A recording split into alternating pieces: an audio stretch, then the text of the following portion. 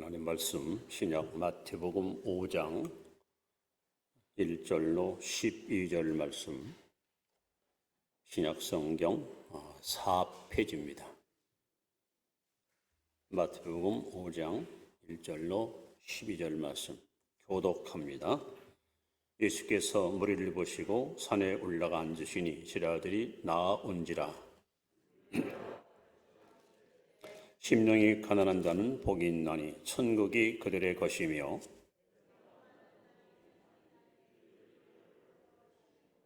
온유한 자는 복이 있나니 그들이 땅을 기업으로 받을 것이며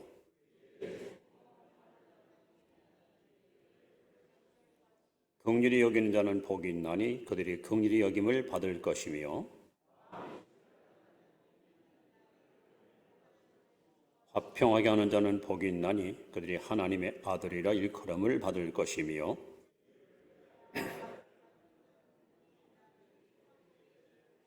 나로 말미암아 너희를 욕하고 박해하고 거짓으로 너희를 거슬러 모든 악한 말을 할 때는 너희에게 복이 있나니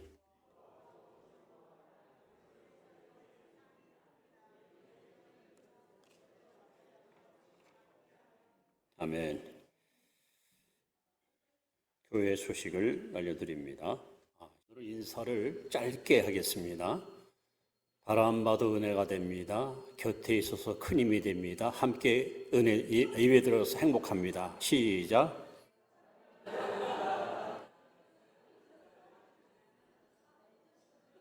너무 짧은가요? 오늘 이 설교는 오후에 여러분들이 성경 암송대에 할 항목이기 때문에 여러분들에게 좀 더 도움을 주기 위해서 제가 한 2년 6개월 전에 이 설교를 했거든요. 근데 조금 이제 내용을 좀 약간 바꿔서 여러분 앞에 말씀을 전하는데 누가 복이 있는 사람인가? 여러분 누가 복이 있는 사람입니까? 예, 구원받은 사람이죠. 자, 사람들은 불신자건 신자건 불문하고 이 땅에 사는 모든 사람들은 행복을 원합니다. 복된 인생을 추구하기를 다 갈망하고 살아갑니다. 그래서 하나님이 사람 처음 창조할 때 아담과 하와를 지으시고 제일 먼저 하신 일이 창세기 1장 28절에 그들에게 복을 주시며 가라사대, 즉 사람은 지음받은 날 하나님께로부터 최초로 뭘 받았다? 복을 받아요. 복된 존재로 하나님이 지으셨습니다. 그런데 왜 사람들은 복을 상실하고 살까요? 우리가 사는 세상은 행복보다는 불행한 일이, 기쁨보다는 슬픈 일이, 즐거운 것보다는 괴로운 일들이 왜 많이 있을까요? 그 원인은 성경에 분명히 언급하고 있습니다. 그것은 바로 우리의 시조인 아담 하와가 하나님의 말씀을 반역하고 범죄함으로, 다시 말하면 죄를 짐으로 하나님과 우리 사이에 죄가 틈탐으로 이 관계가 무너지면서 모든 축복이 상실되는 불행한 결과를 낳고 말았습니다. 오늘 예수님께서 8가지 복을 말씀했는데 이건 소위 흔히가 말하는 팔복이에요. 팔복. 그런데 주님이 사용했던 이 단어가 상당히 독특한 용어입니다. 우리 한번 따라합시다. 마카리오스. 자, 이건 이렇게 써요. 복되도다, 마카리오스, 복되도다, 심령이 가난한 자요. 복되도다, 애통하는 자요. 그러니까 심령이 가난한 자는 복이 나냐? 복되도다, 복되도다, 심령이 가난한 자요. 마카리오스. 자, 이 단어는요, 여러 가지 중요한 의미를 갖고 있습니다. 첫째는 하나님의 존재와 하나님의 속성을 표현할 때, 그래서 하나님을 흔히 복의 근원이라고 하지요.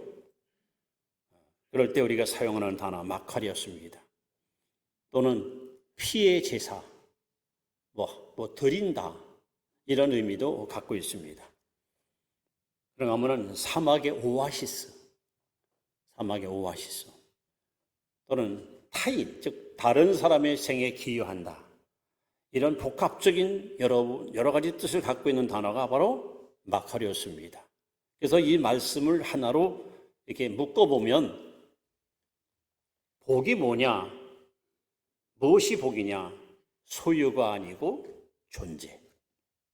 그래서 시편 1편에 보시면 복 있는 사람은 악인의 길을 쫓지 아니하며 죄인에 서지 아니하며 오만한 자리에 앉지 아니하고 오직 여호와의 율법을 즐거워하여 그 율법을 주야로 묵상하는 자로다.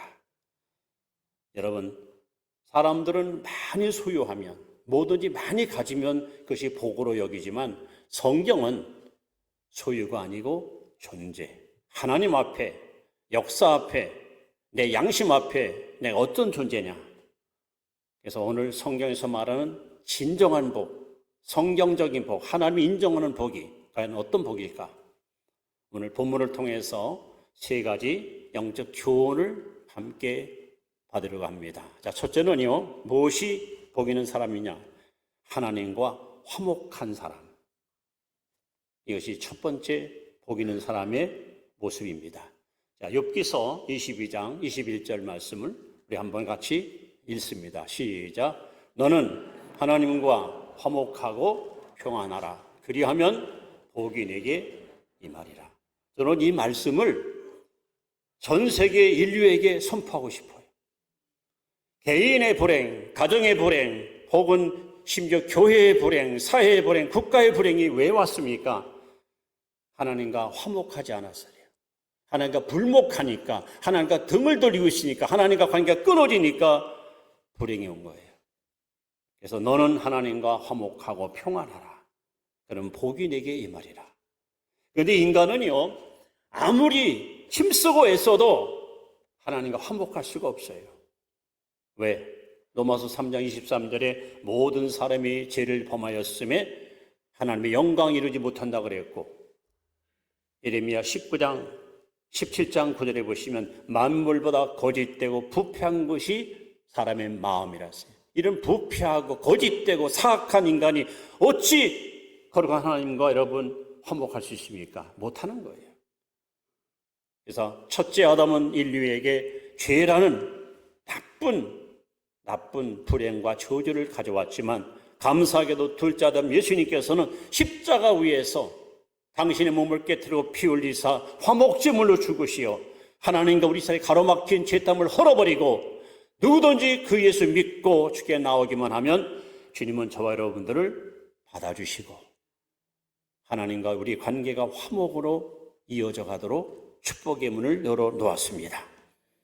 여러분, 예수님께서 유명한 포도나무 비유에 말씀합니다. 요한복음 15장 5절에 보시면 나를 떠나서는 너희가 아무것도 할 수 없느니라.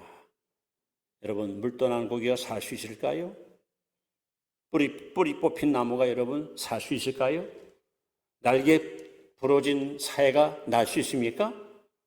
하나님과 우리 사이의 이 관계가 회복되지 않고는 어느 누구도 복 있는 사람이라고 말할 수 없습니다. 왜 그럴까요? 이 땅에서 설사 부귀 영화를 다 누릴지라도 그 사람의 마지막 종착역은 지옥불을 피할 수 없기 때문에. 그래서 여러분, 누가 과연 복 있는 사람이냐? 하나님과 화목한 사람입니다. 여러분, 하나님과 늘 화목하고 사시기 바랍니다. 하나님과 화목해야 됩니다. 하나님이 사람을 처음 지을 때에 창세기 2장 7절에 여호와 하나님의 흙으로 사람을 빚으시고 그 코에 생기를 불어넣으니 사람이 생명이 된지라. 여기 보시면 흙으로 지음받은 인간의 몸 안에 하나님의 영, 홀리 스피릿, 거룩한 영을 불어넣음으로 사람이 된 거야. 그래서 로마서 8장 9절에 누구든지 그리스도의 영이 없으면 그리스도의 사람이 아니다. 사람은 사람인데 교회는 다니는데 그 속에 성령이 없는 사람은 그리스도의 사람, 하나님의 사람이 아닙니다. 성도 여러분, 누가 복 있는 사람입니까? 사람들은 부귀 영화를 누리는 사람, 제명대로 살다가 죽는 사람, 이 땅에 사는 동안 자신의 꿈을 이룬 사람을 복 있다고 말하지만 그 사람이 하나님과 화목하지 않고 사는 사람이라면 그 사람은 결코 복 있는 자가 아닙니다. 그래서 예수님께서 지금도 단호하게 말씀합니다. 내가 곧 길이요 진리요 생명이니 나로 말미암지 않고는 아버지께로 올 자가 없느니라. 여러분, 하나님과 우리 사이에 유일한 교량, 유일한 가교, 유일한 다리, 예수 그리스도를 통해서만 우리는 하나님과 화목할 수 있고, 그 예수를 구주로 모시고 거듭난 사람만이 여러분 복 있는 사람인데, 바로 여러분들이 바로 그 주인공들이십니다. 여러분, 하나님과 일생 동안 담을 쌓고 서로 불화하지 마시고 화목하고 사시기를 축원합니다. 그래서 하나님께서 말씀합니다. 너는 하나님과 화목하고 평화하라. 그리하면 복이 네게 이 말이라 했습니다. 두 번째로 어떤 사람이 복 있는 사람일까요? 두 번째, 바로 예수님의 성품을 닮은 사람입니다. 오늘 이 팔복이 바로 예수님 성품을 말하거든요. 자, 우리가 잘 아는 마태복음 11장 29절 말씀을 같이 한번 읽습니다. 시작. 나는 마음이 온유하고 겸손하니 나의 멍에를 메고 내게 배우라. 그러면 너의 마음의 쉼을 얻으리니. 자, 여기 예수님 마음을 두 가지로 강조하십니다. 어떤 마음입니까? 예수님 마음은 온유합니다. 예수님 마음은 겸손합니다. 그리고 그 마음을 이렇게 분리시켜서 오늘 8가지 복을 여기 성경에 언급하는데, 다시 말하면 예수님의 성품은 심령이 가난한 분이었고, 또 애통하는 분이었고, 온유한 분이었고, 의에 줄이고 목마른 분이었고, 긍휼히 여기는 분이었고, 또 마음이 청결한 분이었고, 화평케 하는 분이었고, 의를 위해서 박해를 받은 분이 바로 예수님이십니다. 여러분, 신앙생활에는 반드시 거쳐가야 될 단계가 있습니다. 아무도 이 단계를 벗어날 수 없고 거스릴 수 없습니다. 첫 번째 단계는 거듭남입니다. 중생입니다. 누구든지 주님께 나와서 죄를 회개하고 예수를 영접할 때 이 사람은 거듭나서 새 생명을 얻습니다. 여러분, 거듭나셨습니까? 예수님이 요한복음 3장 3절, 3장 5절에 보시면 사람이 거듭나지 않고는 결단코 하나님 나라에 들어갈 수 없다. 하나님을 볼 수 없다 했습니다. 그래서 우리는 반드시 2번 태어나야 됩니다.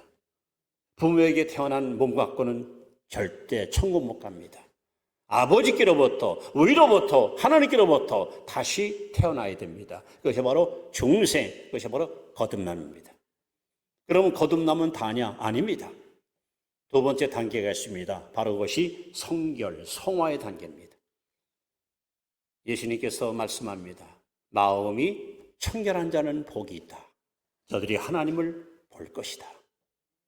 또 하나님 말씀합니다. 내가 거룩하니 너희도 거룩할지어다. 여러분, 신앙생활에는요, 확고한 목표가 있어야 됩니다. 여러분이 예수 믿는 목표가 뭡니까? 예배드리고 말씀 듣고 찬양하고 열심히 가서 복음 전하고 사역하는 목표가 뭡니까? 우리가 추구할 신앙의 최고의 목표는 내 모든 소원, 기도의 제목, 예수님 닮는 거예요.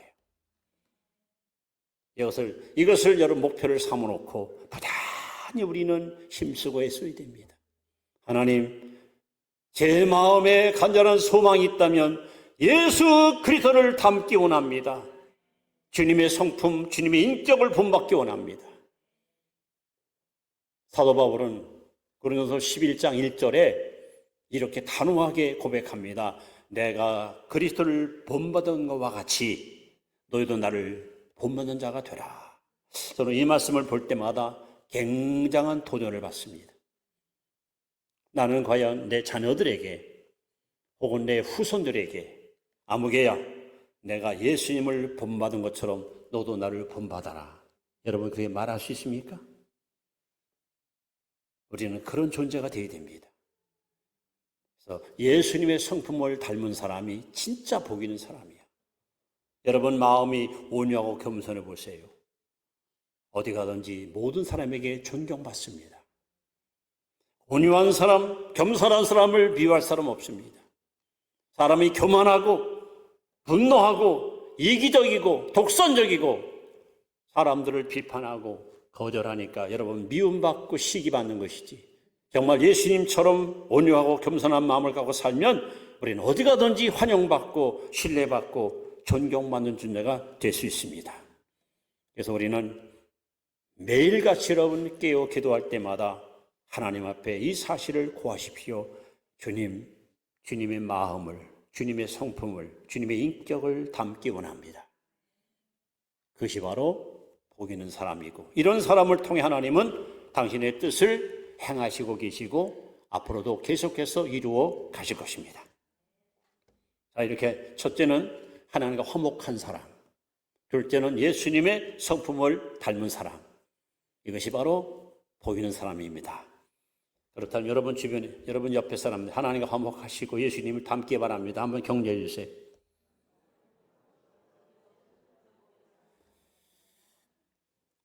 자, 이제 세 번째는요, 누가 과연 복 있는 사람이냐 할 때, 세 번째는 이웃에게 축복이 되는 사람.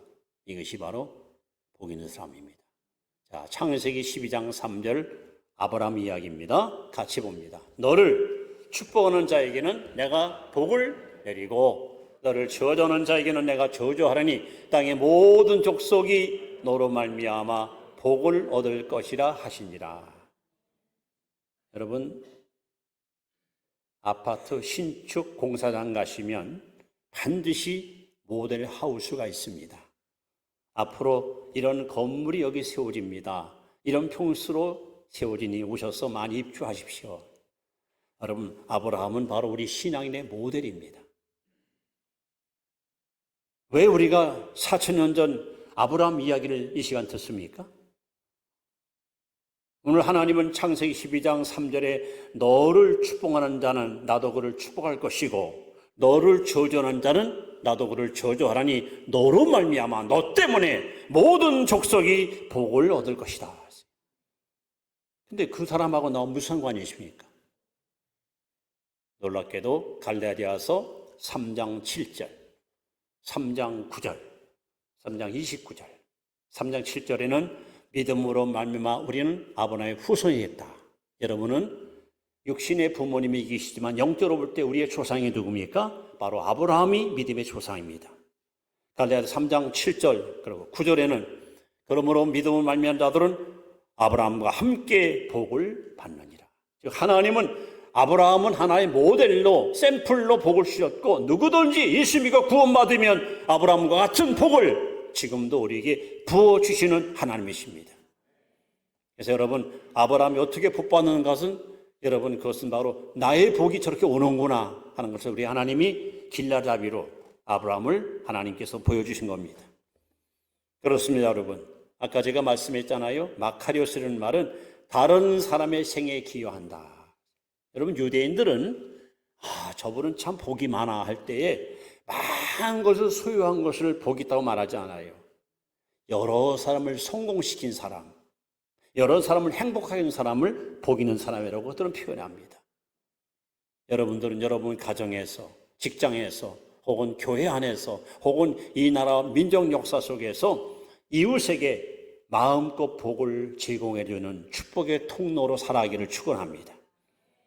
우리가 성경에 등장하는 많은 인물들, 특히 족장들 보십시오. 아브라함, 그다음에 이삭, 그다음에 야곱, 요셉. 그들 때문에 민족이 복을 받아요. 그들 때문에 전 세계 모든 백성들이 복을 받습니다. 하나님이 말하는 복은 내 개인의 욕망과 욕구를 충족하는 것이 아니라 나로 통해서 주변 사람들에게, 이웃들에게 이 복이 파급돼서 많은 사람을 살리고 그들에게 용기와 희망과 꿈을 심어주는 것, 이것이 복 있는 사람의 모습입니다. 아마 성경에 등장하는 인물 중에서 예수님의 인격을 가장 닮은 사람을 뽑으라면 요셉입니다. 요셉. 우리가 흔히 요셉 하면 꿈장이 이렇게 표현하지 않습니까? 그가 17살 할 때 꿈을 꿨고 그 꿈이 너무 신기해서 아버지 앞에 자랑을 했지요. 형들도 들어보시오. 평소에 이복 형제들이 요셉을 미워했는데 꿈 얘기를 하고 나서부터는 더욱 요셉을 시기합니다. 시간만 있으면 저놈의 새끼 저거 언제 죽여버릴 거야 막. 아주 스스럼 없이 악담을 퍼붓고 비난을 그들은 쏟아내기 시작합니다. 결국은 요셉을 죽이려고 시도했다가 큰형이 죽이지 말자 해서 아랍의 상인에게 노예로 팔아먹잖아요. 부모 사랑받고 자랐던 요셉이가 졸지에 노예가 돼서 애굽으로 팔려가 오늘날 대통령 경호실장쯤 되는 보디발 집에 팔려갔습니다. 어떤 일이 벌어집니까? 여기 창세기 39장 4절에 보시면 여호와께서 요셉 때문에 보디발의 집에 복을 주셨다. 아니 세상에 주인이 노예를 갖다 먹여 살리잖아요. 먹을 음식과 입을 옷을 줘야 노예가 살잖아요. 근데 집이 완전히 거꾸로 됐어요. 노예 때문에 보디발이 복을 받아요. 노예 때문에 이 집에 하나님의 은총이 매요.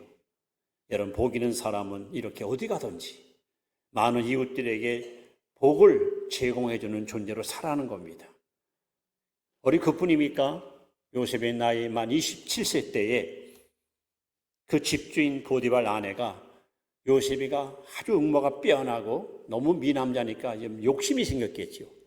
그래서 요셉을 막 유혹을 하고 동침을 요구할 때 요셉이가 그걸 거절했잖아요. 그랬더니 여자가 자기 야욕을 채우지 못한 그 분노 때문에 강간 미수범으로 요셉을 갖다가 고발해서 졸지에 정치문 수용소에 감금당하여 2년 6개월 동안 억울하게 옥살이합니다. 근데 어떤 일이 벌어집니까?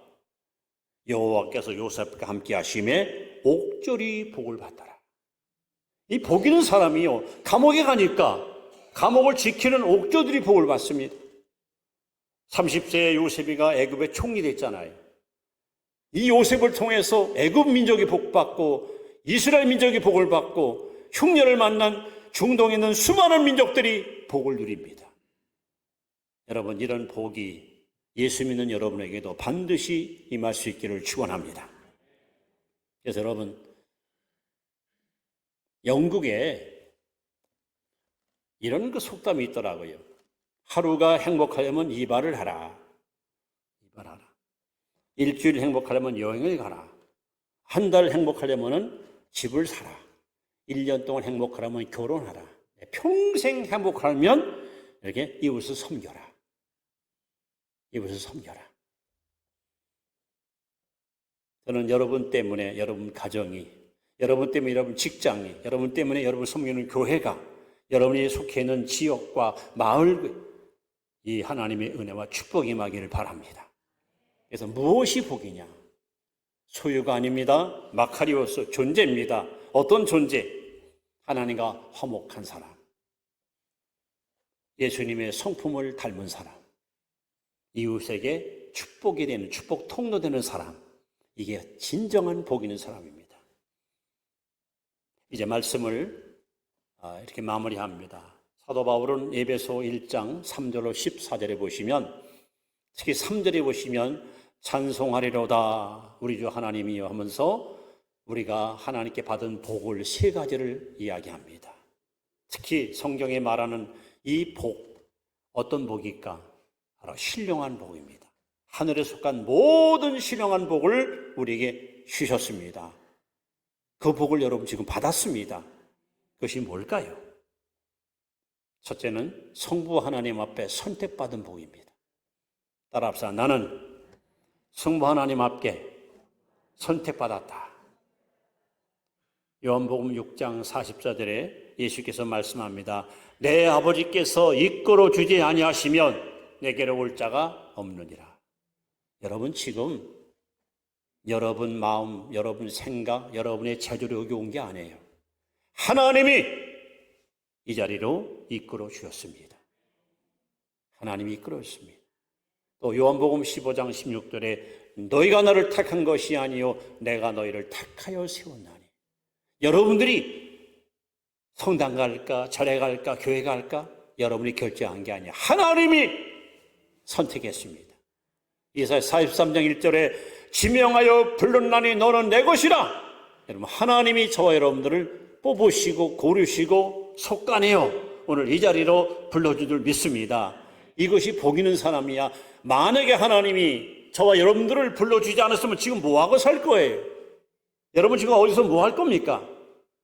하나님 불러주니까 은혜의 보좌 앞에 나와 이렇게 예배드리고 신령한 말씀을 듣지 않습니까? 자, 두 번째 복은 성자 예수님이 주신 구속, 속량, 죄사함. 여러분, 복 중에 최고의 복. 나는 이제까지 살아오면서 많은 죄를 범했어요. 많은 죄를 저질렀어요. 그런데 예수님이 이 죄 때문에 십자가에 죽으셨고 나는 그 예수를 믿었더니 예수님께서 내 죄를 기억조차 아니하시고 눈처럼 양털처럼 나를 깨끗게 하시어 하나님 앞에 의로운 자로 우리를 세워놓으셨습니다. 그래서 최고의 축복은 바로 구원의 복입니다. 이 복을 예수님이 여러분과 저에게 주셨습니다. 그다음에 성령이 주신 복, 성령, 바로 인침. 고린도후서 1장 21절에 저가 또한 우리에게 인치시고 보증으로 성령을 우리 마음에 주셨느니라. 즉 너는 내 거야. 하나님이 여러분 도장을 땅 찍어서 하나님의 소유를 삼았습니다. 여러분들은 하나님의 소유입니다. 하나님께 속한 자입니다. 이제 하나님의 손에 우리는 붙잡혀 있습니다. 그래서 예수님은 요한복음 10장 28절에 내가 너에게 영생을 주노니 영원히 멸망치 아니할 것이요 또 너희를 내 손에서 빼앗을 자가 없느니라. 하나님은 절대 여러분들을 뺏기지 않습니다. 끝까지 여러분을 지켜주시고 보호하시고 보존해 주실 것입니다. 그래서 우리는 하늘에 속한 신령한 복을 받았어요. 그 복이 뭡니까? 성부 하나님께 선택받고 성자 예수님의 피로 구속, 즉 죄사함 받고 성령께 인침받고 이 복을 이미 우리가 받았다는 거예요. 받을 믿으십시오. 이 복을 이제는 받았으니 어찌합니까? 모르는 자들에게 나눠줘야죠. 모르는 자들에게 가서 증거해야죠. 그래서 여러분들은 여러분 가문을 세우고 명문 가문을 여러분 직장이나 생업 현장 속에서 많은 사람들한테 이 복을 아낌없이 나누고 베풀어서 나 때문에 나로 말미암아 구원만 자들이 날마다 도해가는 그런 이 시대에 꼭 필요한 복음의 증인으로 살아가시기를 주의 이름으로 축원합니다. 이제 여러분들은 축복의 통로가 되었습니다. 이 통로를 확 열어놓고 축복이 마음껏 여러분을 통해서 이 사방으로 흘러가도록. 그래서 여러분 때문에 많은 주변 사람들이 살만 난다, 심령 난다. 나 저 사람 때문에 정말 힘을 얻었다, 용기가 생겼다, 꿈이 생겼다. 여러분 그런 희망과 용기를 심어주는 멋진 예수장이로 살아가기를 다시 한번 주의 이름으로 축원합니다. 기도하겠습니다.